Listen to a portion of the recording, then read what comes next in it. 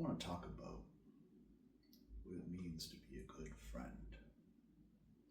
What I feel means to be a good friend is to be able to be at least 51% supportive and helpful, and never more than 49% critical of someone. Now, it's hard. Some days you might be 90, maybe even 100%, never 100, never 100, but close to 100% critical of a person. A few days go by, and then you're nice again. But you're always going to be wary. What if during the 3 days that you're at odds with somebody, some horrible fate befalls them and you never hear from them again, or you? So you always have to be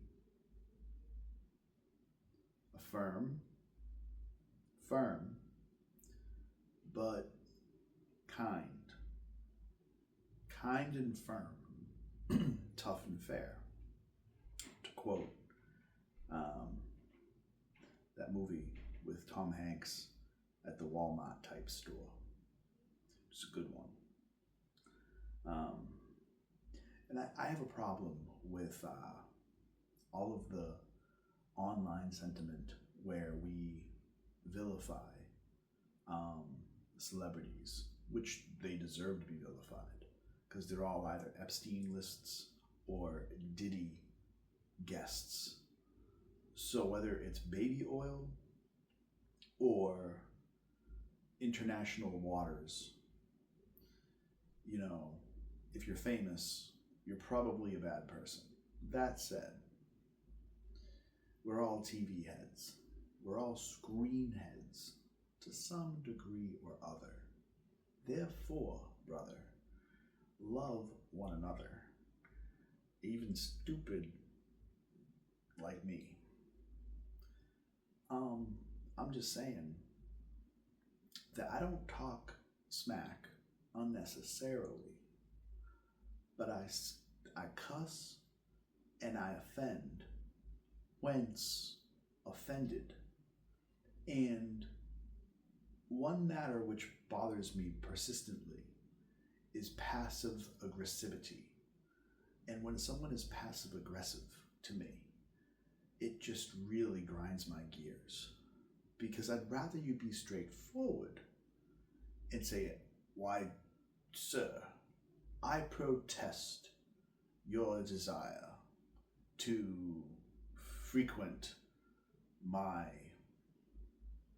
what have you, my common public air with the stench of your ego and your foolishness and your lack of civility as it is presented in the unsightly manner in which you afford yourself and in which you accord your manner of speaking and dress, which is reprehensible, to say the least, or the best for that matter. And that is what some folks may think of me, but I disagree. I'm clean. I wash myself. I keep my hands to myself. I detest shaking hands. I loathe anything more than a fist bump. If you have to do this, too much for me. Just a good knuckle bump and that's enough. Save your hugs for weddings and funerals. Outside of them, I don't need to be hugged. If you're a cute girl, I like a hug. If you're a dude, save the bro hugs. They're nice. I appreciate the gesture. But I don't like to be touched.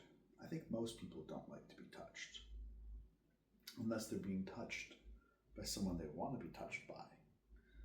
And most people don't want to be touched by most people, generally speaking.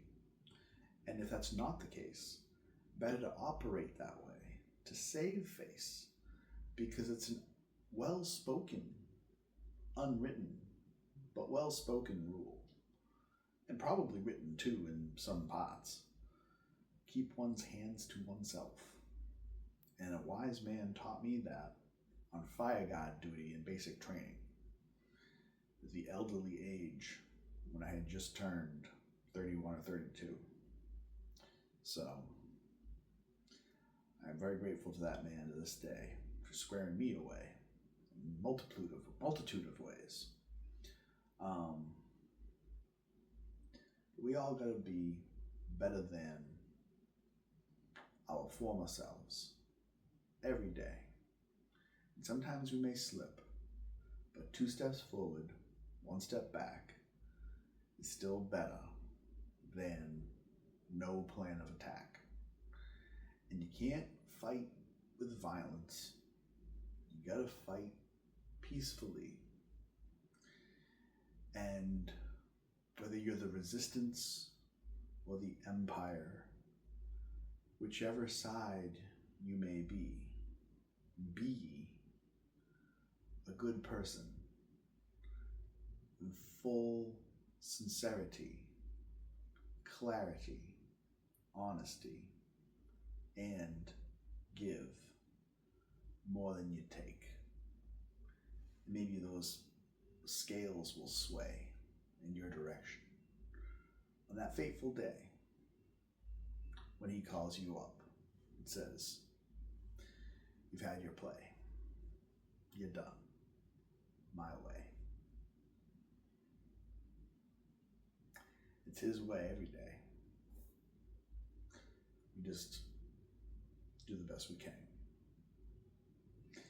And if you have to sound silly, make it rhyme, man, you do that too. I'm a fool. But you knew that already, dude. Thanks for listening. And it's been fun. Let's keep doing this. Nice talk.